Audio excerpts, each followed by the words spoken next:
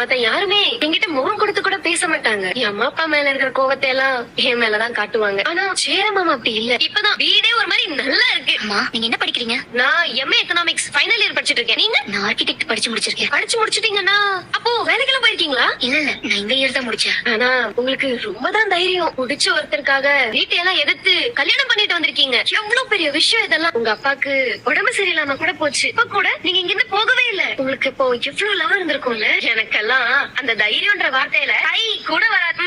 நீங்க யாரையாவது லவ் பண்றீங்களா என்ன? அதெல்லாம் எனக்கு விடுங்க. ஆமா, உங்களுக்கு எப்படி சொல்லணும் பிடிச்சிச்சு? இதனாலதான் பிடிச்சது, அதனாலதான் பிடிச்சது அப்படி எல்லாம் சொல்ல தெரியாதுல்ல. கரெக்டா? வாசல்ல தண்ணி தெளிச்சுட்டா?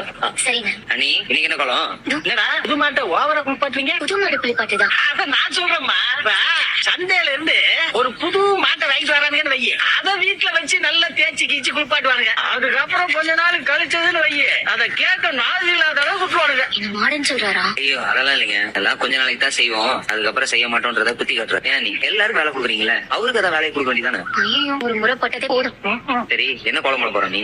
போன்ல ஒரு 4-5 கோலம் எடுத்து வச்சிருக்கேன். ஓகே, நீ பாரு. அண்ணி கோலம் போட்டுருக்காங்க, அது மேலே பீடி தூக்கி வீசுறீங்க. எடுப்பலவா? இதுக்கு இப்படி பீடி பிடிக்கிறீங்க? எனக்கு பிடிச்சிருக்கு, நான் குடிக்கிறேன். நாளைக்கு அதுக்கு தனியா பிடிப்பீங்க. 3 நாள் நீங்க பிடிச்ச பீடி எல்லாத்தையும் பெருக்கி உங்களுக்கு காட்டலான்னு போறமா. நான் குடிச்சதாவது வாசல்ல நின்னதா எப்பவும் பிடிக்கிறீங்க. பீடி ஸ்மெல் வீட்டுக்குள்ள எப்பவும் இருந்துட்டே இருக்கு. உங்க வீடு தானே, அதுக்காக வாச்சு கொஞ்சம் குறைச்சிக்கலாம். நீங்க